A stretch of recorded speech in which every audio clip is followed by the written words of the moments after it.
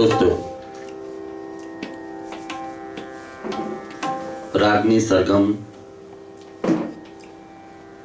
આપણે 30મી ઓક્ટોબર 2012 માં શરૂઆત કરી હતી. રાગ ભૈરવથી શરૂઆત કરી હતી. આજ સુધીમાં એકાદ મહિનાને બહાર કરતા દર મહિને આપણે આ કાર્યક્રમ કરીએ છીએ. આજે 13મો કાર્યક્રમ છે. 13નો શબ્દ અનલકી આપણે જોઈ શકીએ છીએ. આના સિલેક્ટિવ લોકો આવે ના, એટલે મારું તો આમ તો જન્મ તારીખ 13મી જ છે અને હું કઈ અનલકી નથી. હા, પણ રાગ વિષયની એકદમ સરળતાથી સમજ, એટલે મને હજુ પણ થાય કે આ રાગ કઈ રીતે પરખાય. એટલે મેં હમણાં જ પ્રફુલભાઈને કીધું કે હું ગમે ત્યારે પણ સુનિલભાઈનું ટ્યુશન લેવા જવાનો છું, કારણ કે આ રાગની અંદર જેમ જેમ આપણે ઉતરીએ તેમ તેમ આપણા ભીતરના દરવાજા ખુલતા જાય. એટલે અદ્ભુત, જેમ સાહિત્ય અને કોઈ પણ કળા અદ્ભુત છે, માત્ર આપણે એમાં અંદર જતા આવડવું જોઈએ, અંદરની ગલીકુચીઓને ઓળખતા આવડવું જોઈએ, જે સુનિલભાઈ આપણને ઓળખાવે છે. પ્રફુલભાઈ રાગ વિશેની સમજ આપે છે. રત્નાબેન બહુ સરસ, આ લગભગ દરેક કાર્યક્રમમાં રત્નાબેન તો હોય જ છે અને આપણી આ સરગમના અનિવાર્ય અંગ બની ગયા છે. અને સરસ મજાની ગઝલો, બંદીશો આપણી સમક્ષ રજૂ થાય, ભજનો રજૂ થાય અને એ રીતે આપણે જે તે રાગને ઓળખવાનો પ્રયાસ કરીએ. અને હજુ હું એવું માનું છું કે સુનિલભાઈ અમને એમની આખી ટીમ, ઇવન પ્રફુલભાઈ પણ જો ન હોય તો આ કાર્યક્રમ ન જ થાય. પ્રફુલભાઈ એટલા બધા ઉત્સાહિત છે કે મેં પહેલા કીધું કે જો દર મંગળવાર અને પહેલો મંગળવાર એટલે મંગળવાર બદલાવો નહીં જોઈએ. સમય બદલાય તો આ અસર થાય. તો એટલા ઉત્સાહી કે આખા વર્ષનું 2014ના વર્ષની દરેક રાગ વિશે ને કયા મંગળવાર, પહેલો મંગળવાર ક્યાં આવે છે તે આખું લિસ્ટ સુનિલભાઈને આપી દીધું. એટલે આ ઉત્સાહી માણસોથી જ આપણે આ પ્રકારના કાર્યક્રમો કરી શકીએ. આજે જય જય વંતી 14મો કાર્યક્રમ, અને સુનિલભાઈને હું વિનંતી કરું કે તેઓ આ રાગ વિશે સમજાવે. અને સુનિલભાઈ, આપણે સૌ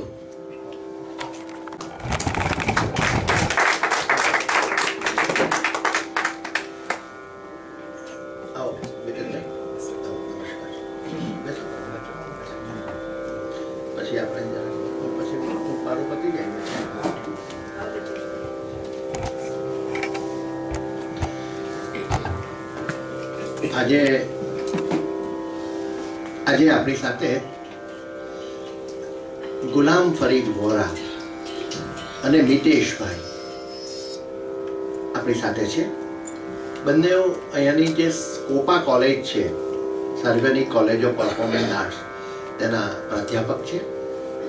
અને આજે બહુ ટૂંકી નોટિસ પર એમને લગભગ 4 વાગે મેં એમને કહ્યું કે ભાઈ તમે આજે આવો અમારે, તો એમણે હા પાડી અને દોડતા આપણી સાથે આવ્યા છે. આપણે એમનો ખૂબ ખૂબ આભાર માનીએ છીએ. ગુલામભાઈ છે ને તે આમ તો વડોદરાના છે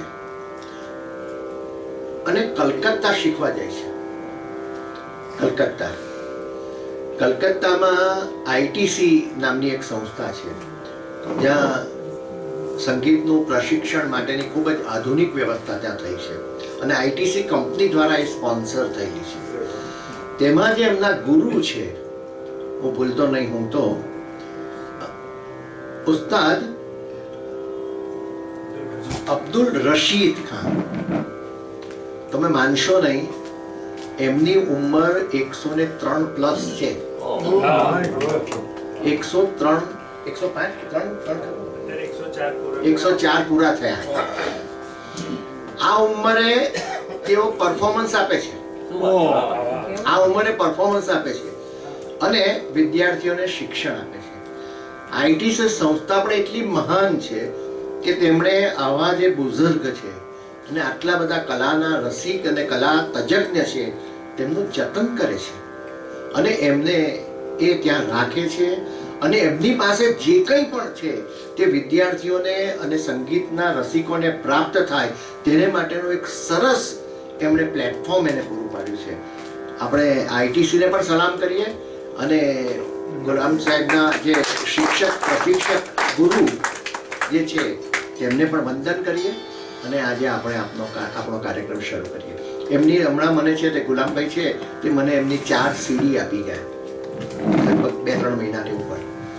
આપણને એમ નહીં લાગે એ જ્યારે એમની સેન્ટિનરી ઉજવાય ને તે વખતે એમનું ગાયેલા ગીત રાગોનું એની અંદર એનું પબ્લિશ કરવામાં આવ્યું છે અને એ સાંભળ્યા પછી આપણને એમ નહીં લાગે કે આ વ્યક્તિ 100 વર્ષના હશે. એટલે સંગીતમાં જે તાકાત છે ને તેની આ વાત છે કે સંગીતમાં તમે રહો, સંગીતમાં જ હંમેશા તમે રહો તો તમારું શરીર સૌષ્ઠવ સારું રહે છે. એમ જે કહેવાય છે ને ત્યાં એમનો ગુરુજી એ જીવતા જાગતા દાખલા છે. આપણે શરૂ કરીએ. રાગ જય જયવંતી એક પ્રાચીન રાગ છે અને જે કંઈ પણ વસ્તુ પ્રાચીન છે ને તેને માટે મત મતાંતર હંમેશા પ્રવર્તતા હોય છે અને આને માટે પણ મત મતાંતર છે. જયવંતી જુદી જુદી રીતે ગવાય છે. એના આરો ને અવરો સંપૂર્ણ છે કે શાડવ સંપૂર્ણ છે તે રીતનો પણ એક ચર્ચા સામાન્ય રીતે સાંભળવા મળે છે. એટલે જે વસ્તુ પ્રાચીન છે ને તેના સંદર્ભની અંદર મત મતાંતર હંમેશા જોવા સાંભળવા મળે છે. આપણે એની સામાન્યની આરો અવરો અને એની મુખ્ય વસ્તુ એના જે સ્વરો છે તે સમજવાનો પ્રયત્ન કરીએ. અતિ શ્રુતિ મધુર રાગ છે. શાસ્ત્રીય સંગીતના ગાયકોમાં એ પ્રિય છે પરંતુ આમ જોવા જઈએ ને તો ગાવાની દ્રષ્ટિએ થોડો વિકટ રાગ છે. એ સરળ રાગ નથી. ભોપાલી જેટલો સરળતાથી ગાઈ શકાય ને તેટલો જયવંતી ગાઈ શકાતો નથી. વક્રતા એમાં છે અને તેને કારણે એની ગાવામાં થોડીક મુશ્કેલી પણ લાગે અને એટલા માટે સંગીતના પરફોર્મન્સની અંદર એને બહુ જ ઓછા પ્રમાણમાં સાંભળવા મળે છે. બિહાગ, મારું બિહાગ, આભોગી કાંગડા આ બધા રાગો એવા છે, મધુવંતી, તો તે બધા રાગો વારંવાર સાંભળવા મળશે તમને. જોગ એમાં કહી શકાય પરંતુ જયવંતી ખૂબ જ ઓછા પ્રમાણની અંદર ગવાતો હોય છે અને જવલ્લે જ કોઈ ગાયકો ગાતા હોય છે. જો કે મારા નસીબે હમણાં ગયા જ અઠવાડિયે જ્યારે અમદાવાદની અંદર જે સપ્તકનું એ પૂરું થયું હમણાં 15મી તારીખે, તો તેમાં પંડિત જસરાજજીએ આના પર જ પ્રસ્તુતિ કરી હતી, આ જ રાગની પ્રસ્તુતિ કરી હતી. પણ ખૂબ જ શ્રુતિ મધુર રાગ, સાંભળવાનો ગમે અને એની જે સ્વરાવલી છે તે આપણે જો એનો આસ્વાદ કરો તમને પણ ગમશે. એનો એક મહત્વનો ટુકડો પહેલો ધની રે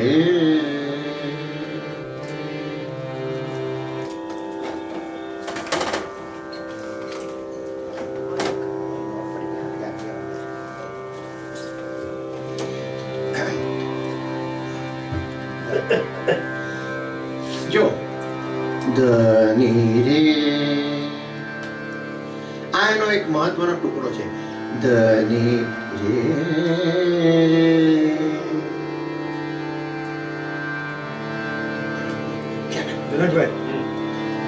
રે ગ રે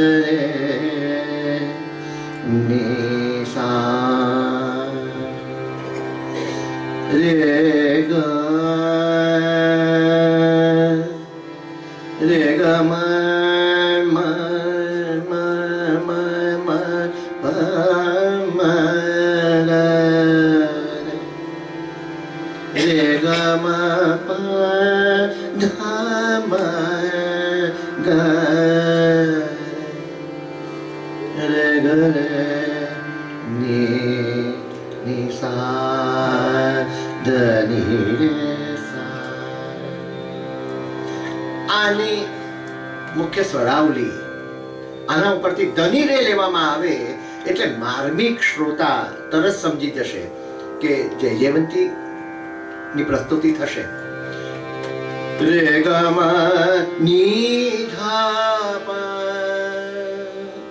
રે ગ મ ની ધા પ મ પ ની સા ધા ની રે સા ધા ની રે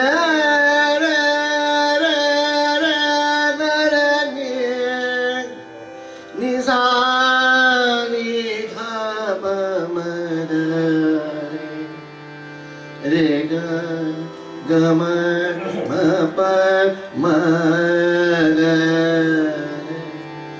रे ग रे नि सा ध नि रे સા.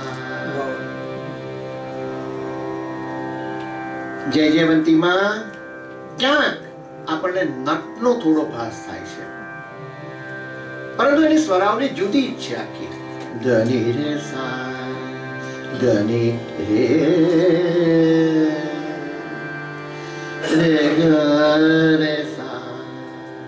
રેગ રેસા કોમળ ગંધારનો પ્રયોગ એની વિશિષ્ટતા છે. એમાં બે ગંધાર લેવાય છે. આરોમાં ધની રે રે ગ શુદ્ધ ગંધાર, રે ગ મ પ મ ગ રે ગ મ ની ધા પ કોમળ નિષાદનો પ્રયોગ. કોમળ નિષાદનો પ્રયોગ કર્યો એટલે તરત રિટર્ન થવાનું છે, પાછા ફરવાનું છે. રે ગ મ ની ધા પ અને ઉપર જતી વખતે મ પ ની સા શુદ્ધ નિષાદ થી ઉપર જવાનું છે.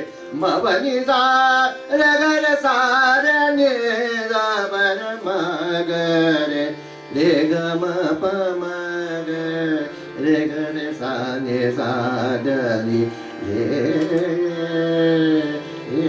ને સા. જય જયવંતી રાગ ત્રણ પ્રકારે ગવાય છે. એક સોરઠ અંગથી ગાવામાં આવે છે, બીજું દેશ અંગથી ગાવામાં આવે છે અને ત્રીજું બાગેશ્રી અંગથી ગાવામાં આવે છે. આમ ત્રણ પ્રકારે જય જયવંતી રાગ ગવાય છે. પહેલાના જમાનામાં સોરઠ એક રાગાંગ હતું, ખૂબ જ મહત્વનો રાગ ગણવામાં આવતો હતો.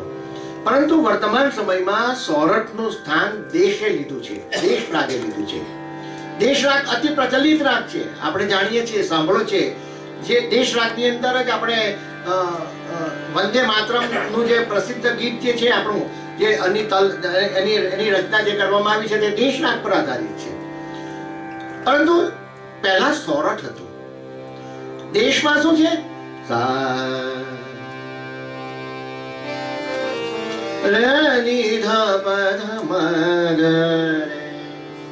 મગરે ગંધારનો વ્યાપક પ્રયોગ એ દેશમાં કરવાનો છે અને ગંધારને મીંડમાં મર્યાદિત પ્રયોગ સોરઠમાં કરવાનો છે. સોરઠ અત્યારે હવેલી સંગીતમાં પુષ્કળ પ્રમાણમાં ગવાય છે, ત્યાં દેશ નથી ગવાતો, પરંતુ ત્યાં સોરઠની પ્રસ્તુતિ થાય છે. અહીં જય જયવંતીમાં દેશ રાગ છે. દેશ જતી વખતે છે મ પ ની સા, અહીં દેશ દેખાશે મ પ ની સા સા રે ધ પ મ ગ દેશ લાગે છે. હવે બીજી રીતે આ રાગ બાગેશ્રી અંગથી પણ ગવાય છે. બાગેશ્રી પણ એક ખૂબ જ પ્રસિદ્ધ રાગ છે. એમાં રાગેશ્રી નું અંગ આવશે. બાગેશ્રીમાં કોમળ ગંધાર, કોમળ દૈવત છે. આ બાગેશ્રીમાં શુદ્ધ દૈવત છે. ગમ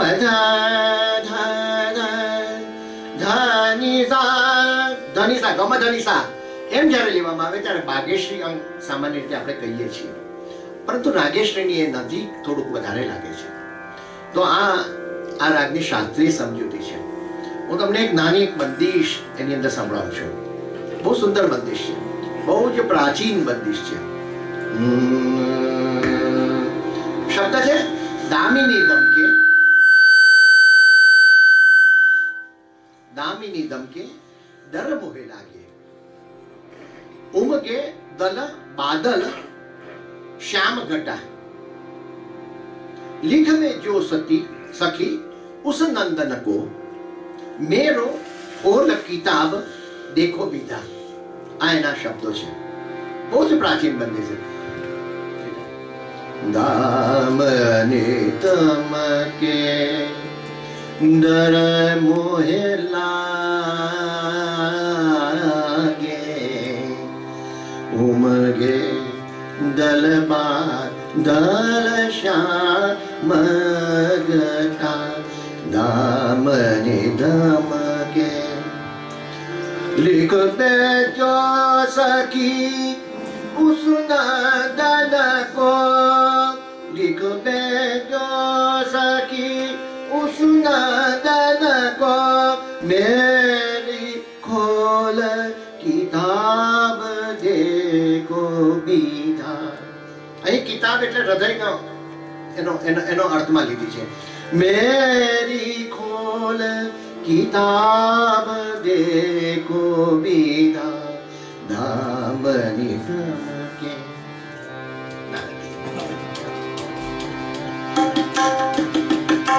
दामनी दमके डर मोहे लागे, दामनी दमके डर मोहे लागे, दामनी दमके डर मोहे लागे, दामनी दमके डर मोहे लागे, उमगे दलबा दल श्याम गटा।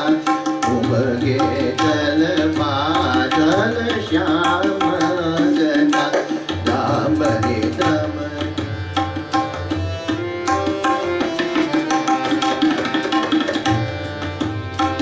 लिख बेचो सखी उस नंदन को, लिख बेचो सखी उस नंदन को, मेरी खोल किताब देखो बीता।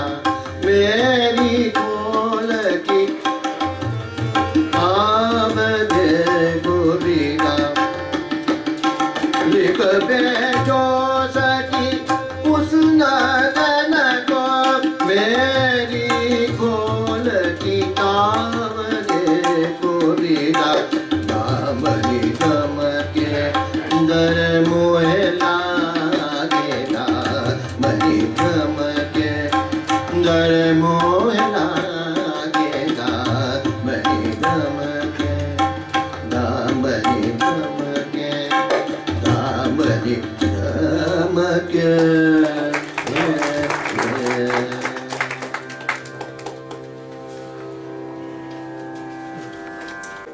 રત્નાબેન એક ગીતોની રજૂઆત કરે છે। રત્નાબેનની સાથે હાર્મોનિયમ પર મિતેશભાઈ, પ્રાધ્યાપક મિતેશભાઈ સંગત કરશે અને ત્યાર પછી આપણે ફરીદભાઈને સાંભળીશું। શોધવું અઘરું પડે, બહુ જાજુ મળતું નથી। ગઝલ ને બધું તો એક જ મને દેખાયું। બે ગીતો પસંદ કર્યા છે। એક સુરદાસજીનું પદ છે જે લોરી છે, અને એક બહુ જૂનું પિક્ચર છે, 1959 માં પાકિસ્તાનમાં બનેલું પિક્ચર છે। કોયલ કરીને એક પિક્ચર હતું જેમાં નૂરજહાંએ ગાયેલું છે એક સોંગ, એ હું પ્રસ્તુત કરીશ।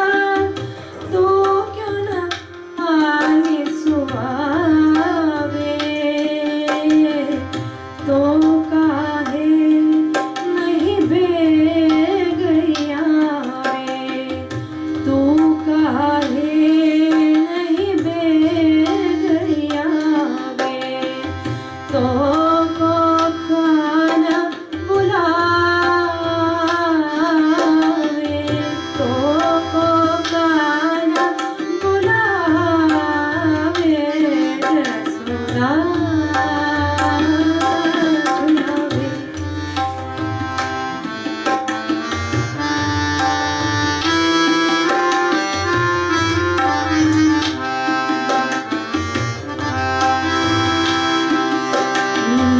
कबहु पलक हरिमोद लेत है, कबहु पलक हरिमोद लेत है, कबहु अधर फरकावे,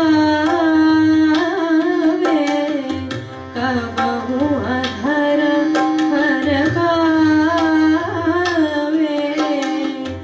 सोबत जानी मौन भेदे रही, सोबत जानी मौन के रही, करी करी सेना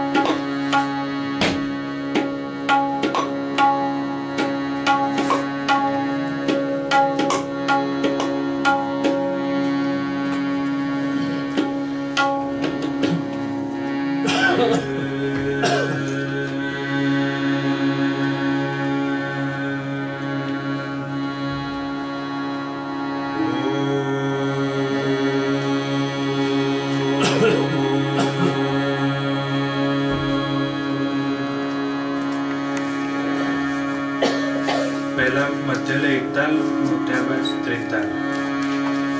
तीताली बंदिशे उस्ताद फयाज का साहेब છે આગ્રા ઘરાણે.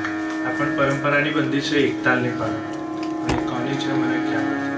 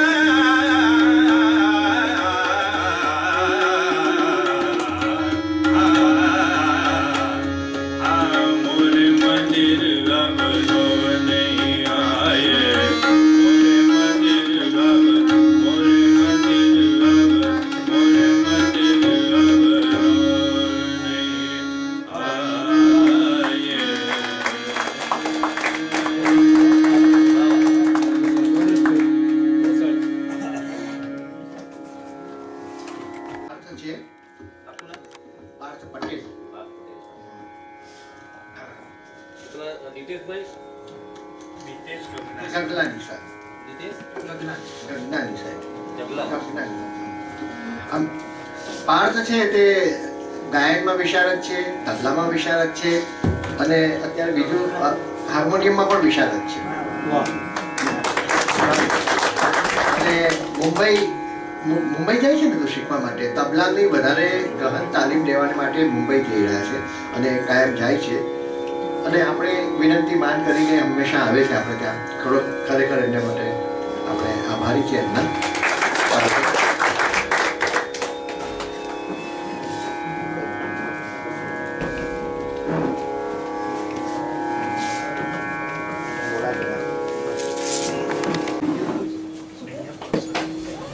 મિત્રો,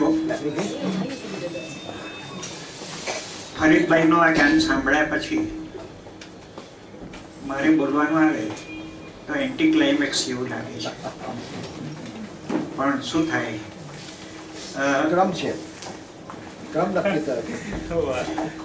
રત્નાબેને બહુ જૂની યાદો મને એકદમ આણી દીધી. આ નૂરજહાંએ ગાયેલું ગીત છે ને. ફિલ્મ હું માનું છું કે દોસ્ત ફિલ્મનું છે. કોયલ પાકિસ્તાની, બહુ સરસ. એટલે આ તો જૂની બધી યાદો, એટલે આ કાનો ક્યાં માણસને લઈ જાય છે. મિત્રો, મારે એક બીજી વાત કરવાની છે કે આ વખતે કાર્યક્રમમાં વારંવાર આમ તેમ કરવું પડ્યું અને છેવટે મને લાગ્યું કે આ મહિનો પણ નીકળી જવાનો. એટલે મેં ભલે આપણે વાર બદલીએ પણ કરીએ એવી જાતનો મેં વિચાર કરીને, સુનિલભાઈ તો બહુ વ્યસ્ત માણસ, પણ એમણે મારી વાત માની લીધી. પણ હવે અમે એમ નક્કી કર્યું છે કે આપણે દર મહિનાના બીજા મંગળવારે આ કાર્યક્રમ રાખવાનો. અને જનકભાઈને પણ અમે આગોતરી સૂચના આપી છે કે બને ત્યાં સુધી દર મહિનાના બીજા મંગળવારે બીજો કોઈ કાર્યક્રમ ન રાખે ને અમારે માટે આ અનામત રાખે. તો આખા વર્ષનું લિસ્ટ અમે બનાવી દીધું છે. અને આવતી વખતે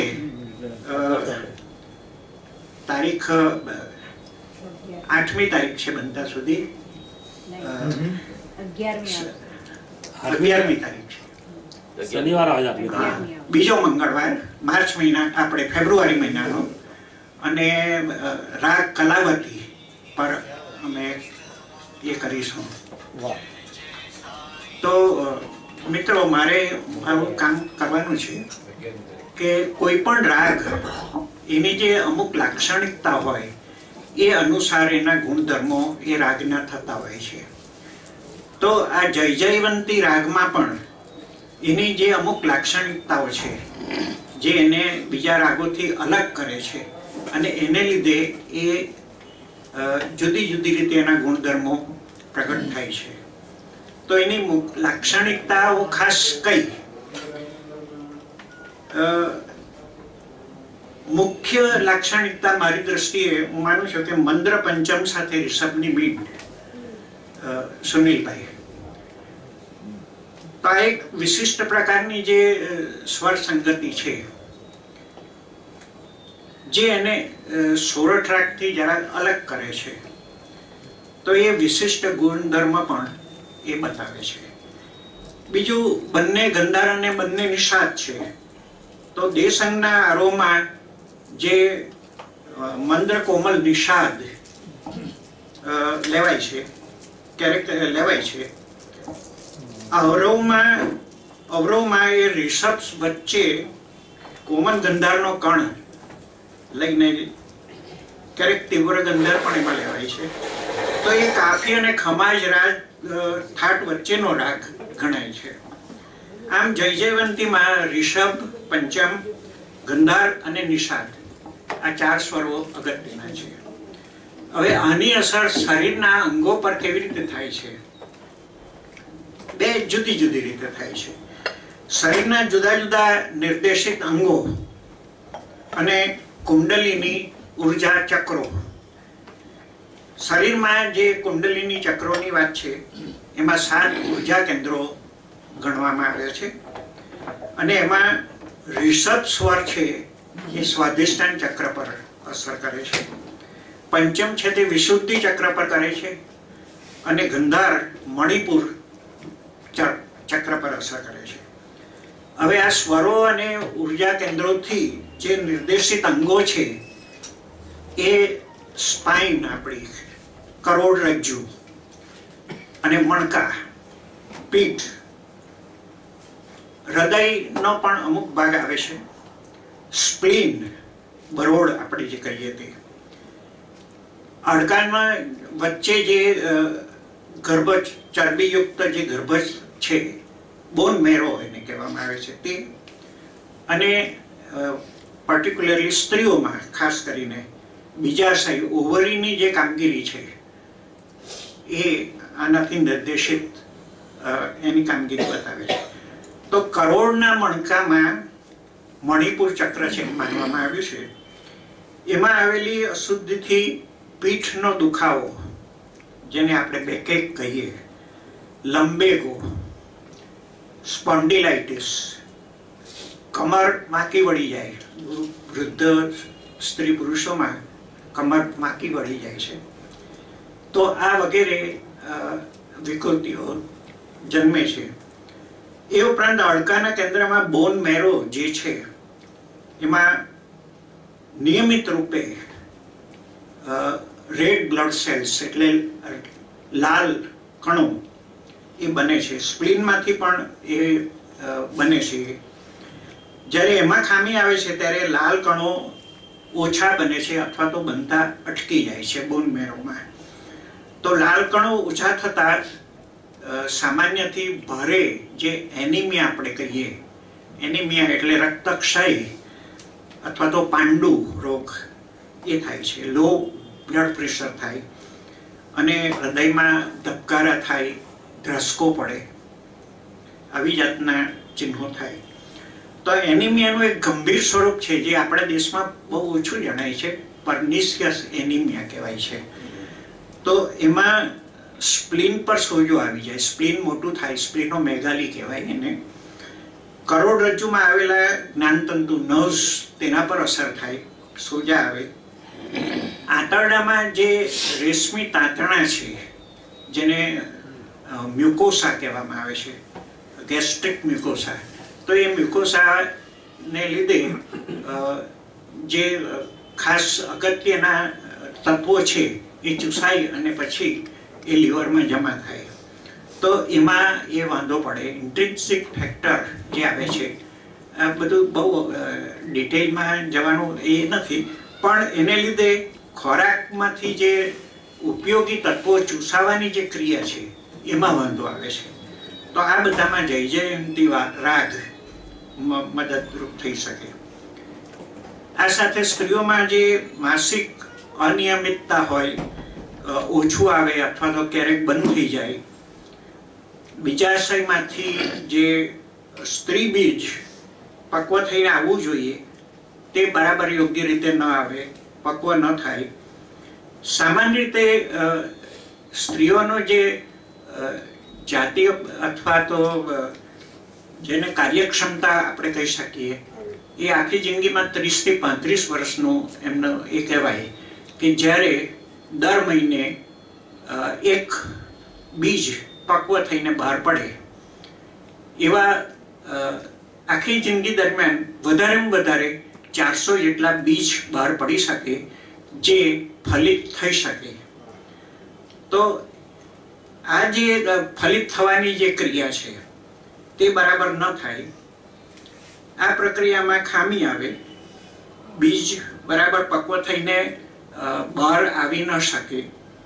એટલે ફેલોપિયન ટ્યુબમાં કંઈક વાંધો હોય કે ઓવરીમાં થઈને જે ગર્ભાશયમાં આવવું જોઈએ બીજ તે બરાબર આવી ન શકે, ફેલોપિયન ટ્યુબ્સમાં સોજા હોય અથવા તો બીજા કોઈ કારણસર, તો એના પર આ રાગ ઉપયોગી થઈ પડે.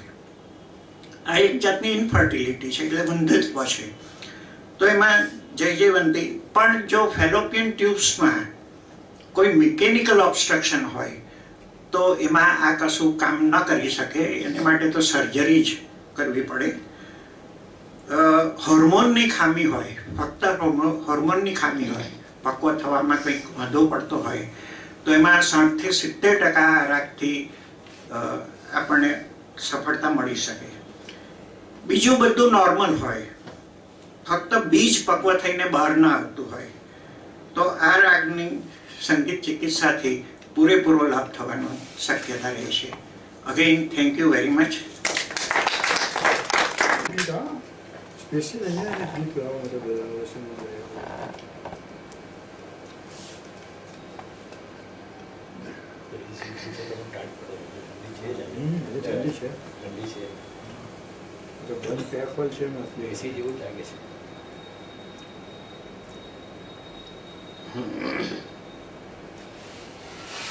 મ્યુટ છે.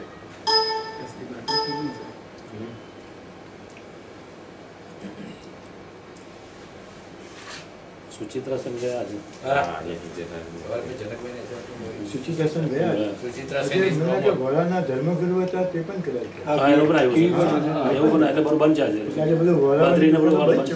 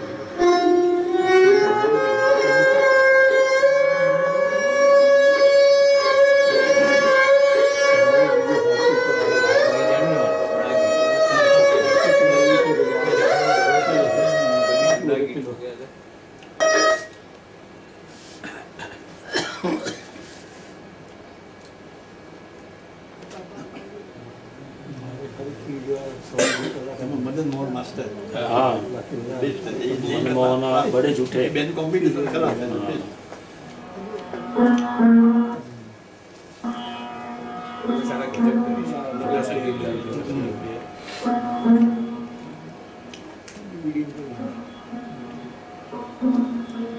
सुचित्रा सेन में गीत आवेला म्यूजिक में बहुत सारा गीत भूली गयो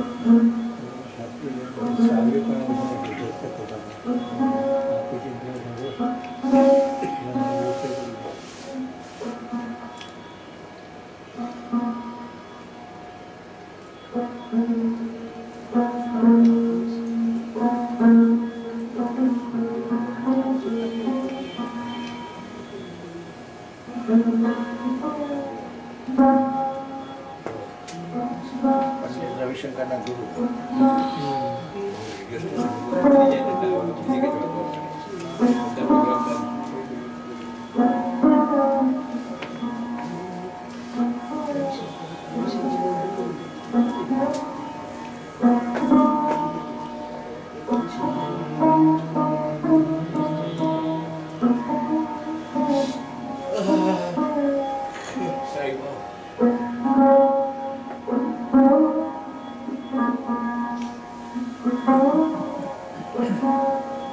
Thank you.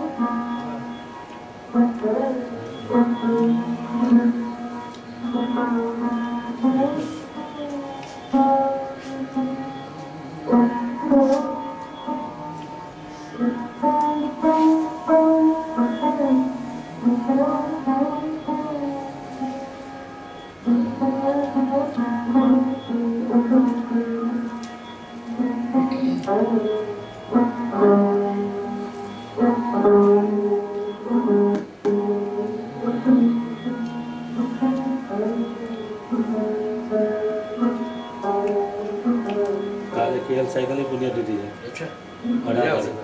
અરે રેડિયો પર બધાય ગીત આવશે. હા.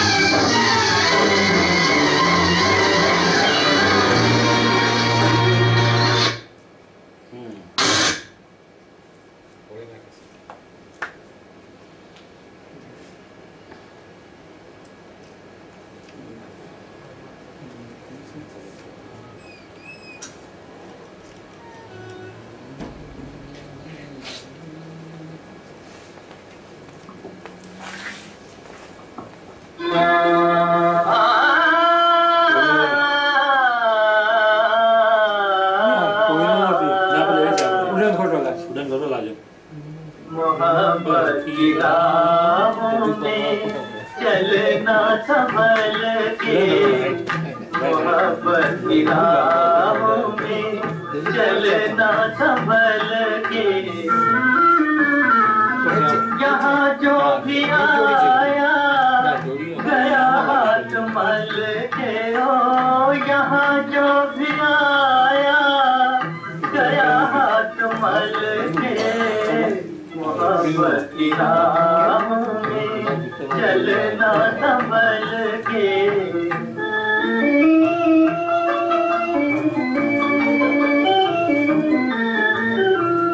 न पाई किसी ने मोहब्बत की मंजिल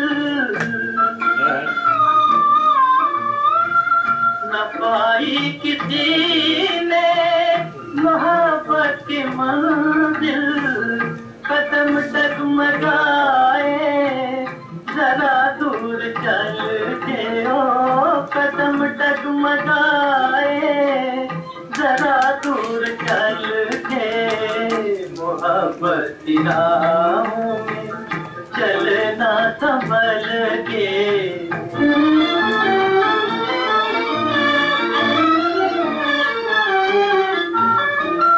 हमें ढूंढती है बहारों की दुनिया हमें ढूंढती है बहारों की दुनिया कहाँ आ गए हम चमन से निकल के ओ कहाँ आ गए हम चमन से निकल के मोहब्बत की राहों में चलना संभल के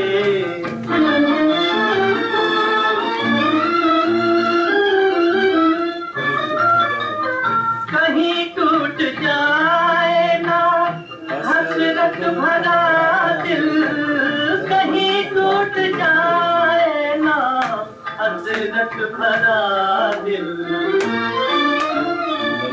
न यूं तीर फेंको निशाना बदल के ओ न यूं तीर फेंको निशाना बदल के मोहब्बत की राहों में चलना संभल के मोहब्बत की राहों में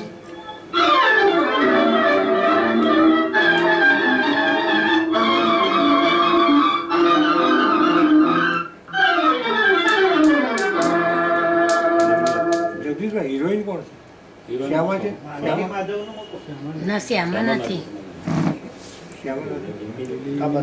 પેલી તો જે તીર ચલા કે નહીં લે ચલા એમાં એ નથી આવતો ગીત થોડી ગીતા ઓડિયો મારા પાસે પછી કોઈ નોટ ઉસ્કા લાગે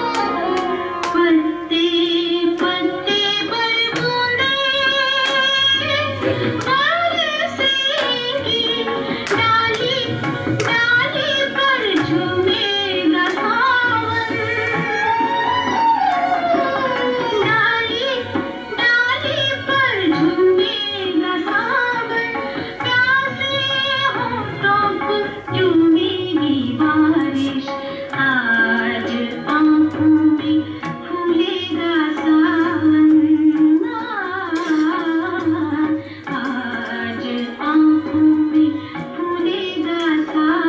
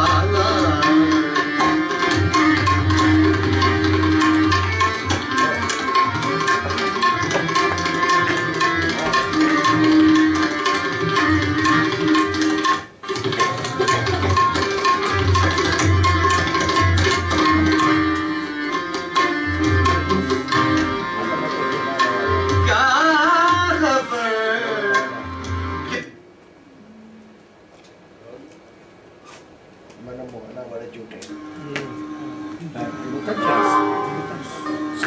सीमा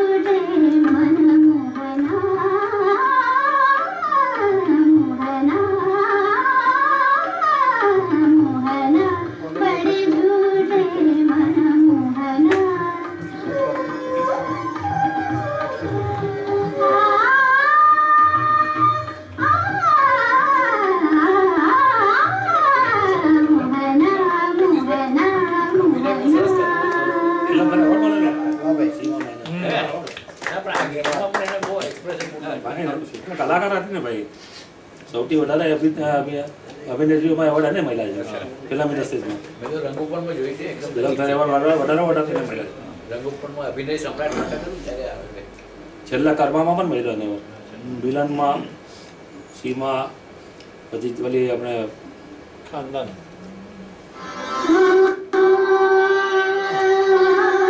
સુજાતા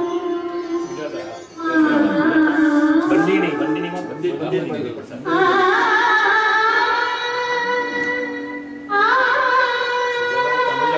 ખાનદાનમાં પણ મળેલો ખાનદાન બોલે ને પેલો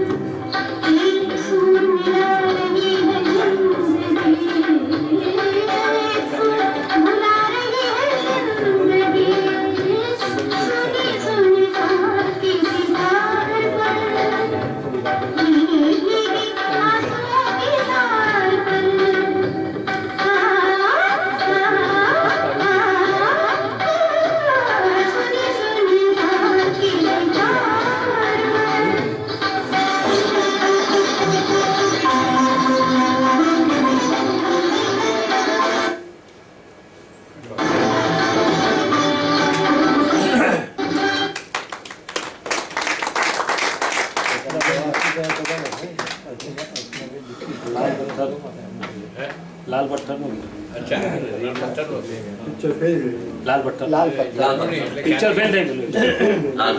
દોસ્તો, સરસ મજાની સુનિલભાઈ, રત્નાબેને અને ફરીદભાઈ બધાએ રજૂઆત કરી.